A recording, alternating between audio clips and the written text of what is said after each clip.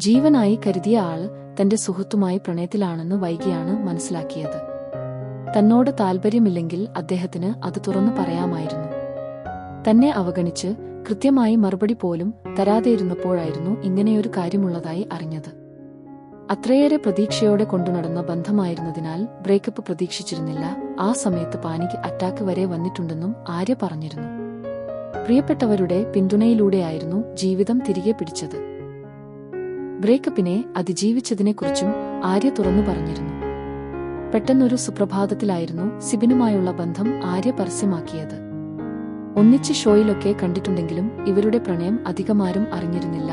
Engagement ചിത്രം പങ്കിട്ടായിരുന്നു ആര്യ സന്തോഷം പങ്കിട്ടത്. വിവാഹമോചിതനും ഒരു കുട്ടിയുടെ പിതാവുമാണ് സിബിന്.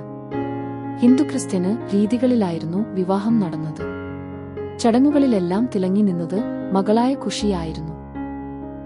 അവൾക്ക് അറിയുന്ന, അവളെ മനസ്സിലാക്കുന്ന ഒരാളായിരിക്കണം ഇനി ജീവിതത്തിലേക്ക് വരേണ്ടെന്ന് ആഗ്രഹിച്ചിരുന്നു. സിബിനും മോളും നേരത്തെ തന്നെ നല്ല കൂട്ടായിരുന്നു. നിങ്ങൾക്ക് ഒന്നിച്ചൂടെ മമ്മിയെന്ന് ഖുഷി തന്നെ ചോദിച്ചിരുന്നതായും ആര്യ പറഞ്ഞിരുന്നു. സിബിനും ആര്യയും പിരിഞ്ഞോ എന്ന തരത്തിലുള്ള ചർച്ചകളായിരുന്നു അടുത്തിടെ സോഷ്യൽ മീഡിയയിൽ അരങ്ങേറിയത്. പോസ്റ്റുകളിലൊന്നും സിബിന് കൂടെയില്ലല്ലോ, ഈ ബന്ധവും പിരിഞ്ഞോ എന്നായിരുന്നു ചോദ്യങ്ങൾ.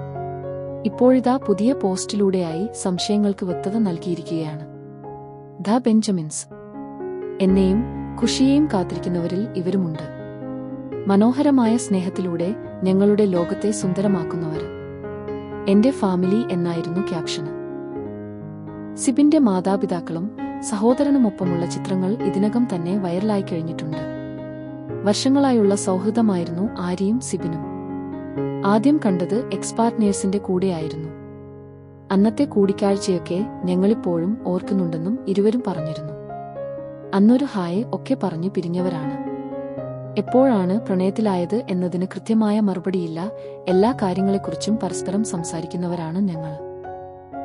അങ്ങനെയിരിക്കെയാണ് 40 വയസ്സായിട്ടും ഒന്നും നടക്കുന്നില്ലെങ്കിൽ നമുക്ക് വിവാഹിതരാവാം എന്ന് പറഞ്ഞതെന്നായിരുന്നു വിവാഹശേഷമുള്ള അഭിമുഖത്തിൽ സിബിൻ പറഞ്ഞത്. നമ്മൾ രണ്ടുപേരും ഒറ്റയ്ക്ക് ജീവിക്കുന്നവരാണ്, പരസ്പരം അറിയുന്നവരുമാണ്. നമുക്ക് കല്യാണം കഴിച്ചാലോ എന്ന ചോദ്യത്തിന് ആര്യ അപ്പോൾ തന്നെ യെസ് തന്നു എന്നും സിബിൻ തുറന്നു പറഞ്ഞിരുന്നു.